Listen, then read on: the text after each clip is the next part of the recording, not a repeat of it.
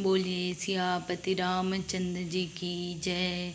हनुमान जी महाराज की जय। तुलसीदास जी की जय। श्री रामचरितमानस जी की जय।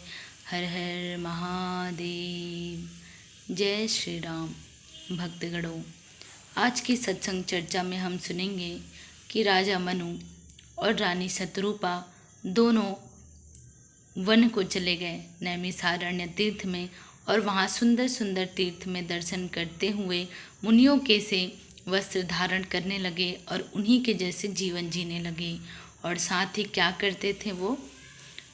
12 अक्षर मंत्र मुनि जपहि सहित अनुराग, वासुदेव पद पंकरुह दंपति मन अति लाग। सियावर रामचंद्र जी की जय। और 12 अक्षर मंत्र ओम नमो भगवते वासुदेवाय का प्रेम सहित जप करते थे।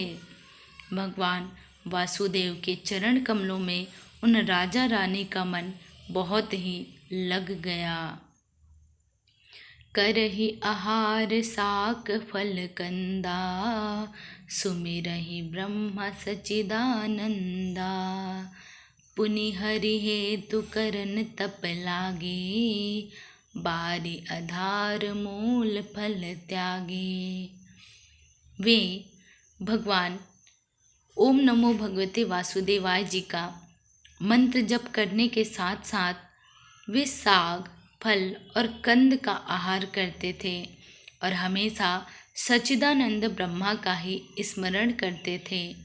फिर वे हरि के लिए तप करने लगे और मूल फल को त्याग कर केवल जल के आधार पर रहने लगे। उर अभिलाष निरंतर होई, देखहि नयन परम प्रभु सोई। अगुण अखंड अनंत अनादि, जेहि चिंतहि परमारथ बाधी। हृदय में निरंतर यही अभिलाषा हुआ करती कि हम कैसे उन प्रभु पद को आँखों से देखें जो निर्गुण, अखंड, अनंत और अनादि हैं, और परमार्थवादी ब्रह्मज्ञानी तत्ववेत्ता लोग जिनकी चिंतन किया करते हैं। नेति नेति जेहि भेद निरूपा, निजानंद निरुपाधि अनूपा। शंभु बिरंच विष्णु भगवाना, उपजहि जासु अंश ते नाना। जिन्हें वेद नेति नेति अर्थात यह भी नहीं कहकर निरूपण करते हैं, जो आनंद स्वरूप, उपाधि रहित और अनुपम हैं, एवं जिनके अंश से अनेकों शिव, ब्रह्मा और विष्णु भगवान प्रकट होते हैं। ऐसे ही प्रभु सेवक बस अहि, भगत हेतु लीला तनु गहि। जो यह वचन सत्य श्रुति भाषा, तो हमार पूज ही अभिलाषा। ऐसे महान प्रभु भी सेवक के वश में हैं और भक्तों के लिए दिव्य लीला विग्रह धारण करते हैं। यदि वेदों में यह वचन सत्य कहा है तो हमारी अभिलाषा भी अवश्य पूरी होगी।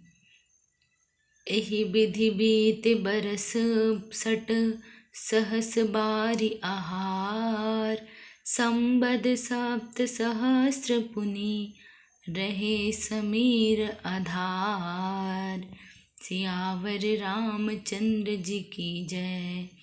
इस प्रकार जल का आहार करके तप करते हुए 6000 वर्ष बीत गए। फिर 7000 वर्ष वे वायु के आधार पर रहे।